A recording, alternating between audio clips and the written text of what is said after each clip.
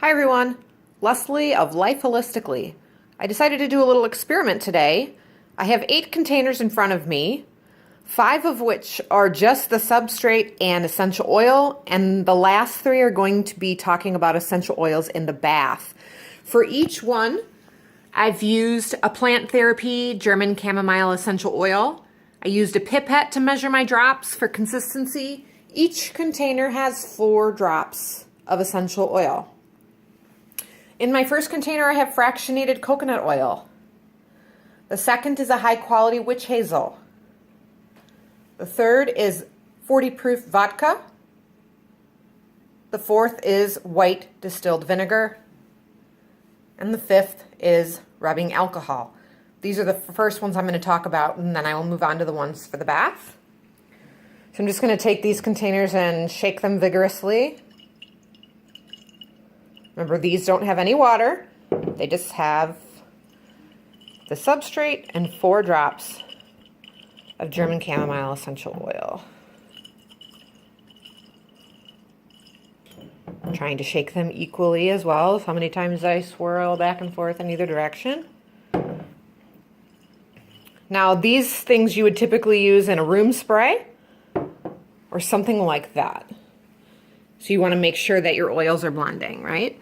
So the fractionated coconut oil actually looks really good. You do see a teeny bit on the bottom of the glass still, but for the most part, you don't see any droplets, right? This is why we recommend diluting our essential oils and carrier oil before applying to our skin. Fractionated coconut oil is also typically the choice in aromatic medicine as the carrier of choice, and you can see why. It blends really well. The next is witch hazel. As you can see, the droplets very much stay separate from the substrate.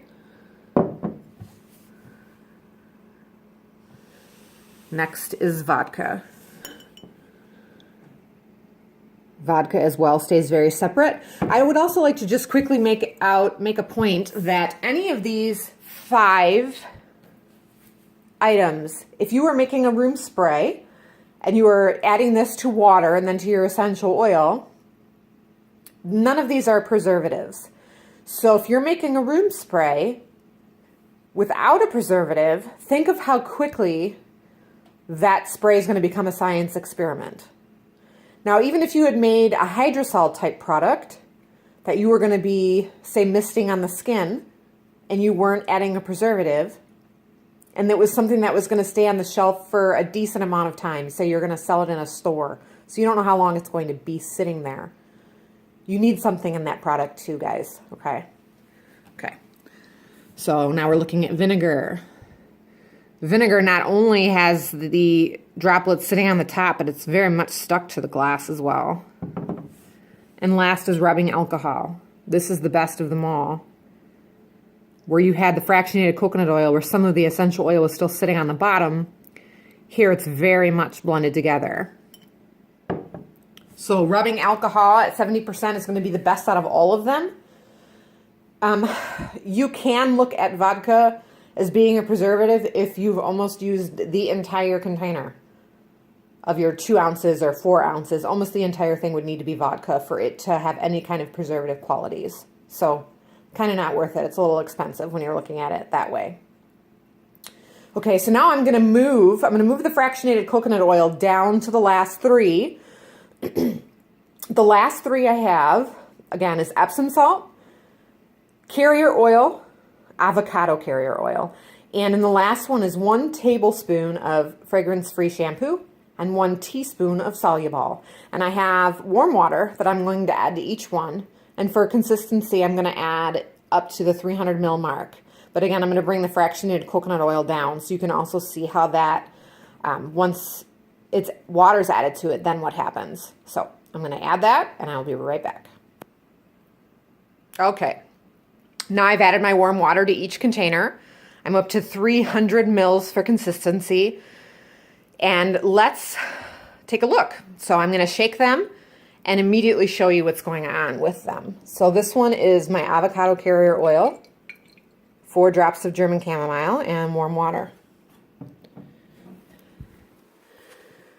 Can't see, so I'm going to lift it up into the light. You can see how the carrier oil and the essential oil are both on the top. Now, I just want to make a point that a lot of people talk online that this is an okay way to take a bath. And even though it is okay, you have to think that this stuff is still sitting on the top. So I like to say, is it proper? Is it a proper way to disperse essential oils in the bath? No, it is not. Okay, and we're going to look at the next container and I'm going to show you what I mean by properly dispersing. Okay, so I'm going to shake it a little. I really don't have to do too much. And again, this is 1 tablespoon of shampoo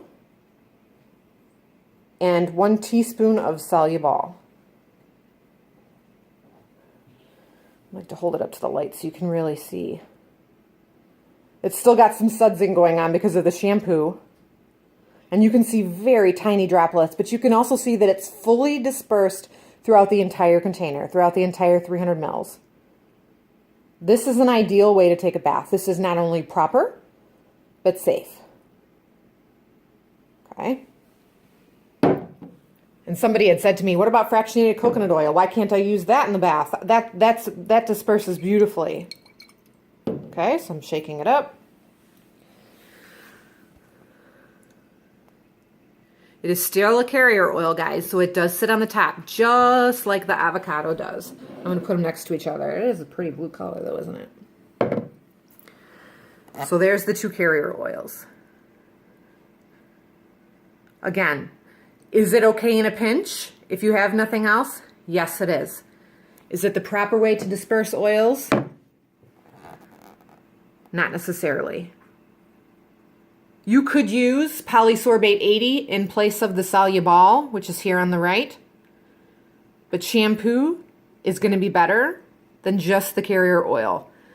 My favorite in a bath is actually the Epsom salt, which is the one I saved for last, with 1 tablespoon of carrier oil and a little bit of soluble with my essential oils. This is the most popular method shared on Facebook, on internet. So I saved the best for last. And this is the result with Epsom salts. I'm trying to do it in the sun so you can really see it. Your essential oils, for the most part, are sitting in droplets right on the top. And you can see it's actually stuck to the sides as well. And again, keep in mind this is high quality Epsom salt and very warm water, which actually should help to blend a little. But Epsom salt is definitely alone not the answer in a bath. So there you have it, guys. I hope that this helped clear up some stuff for you. Have a great day.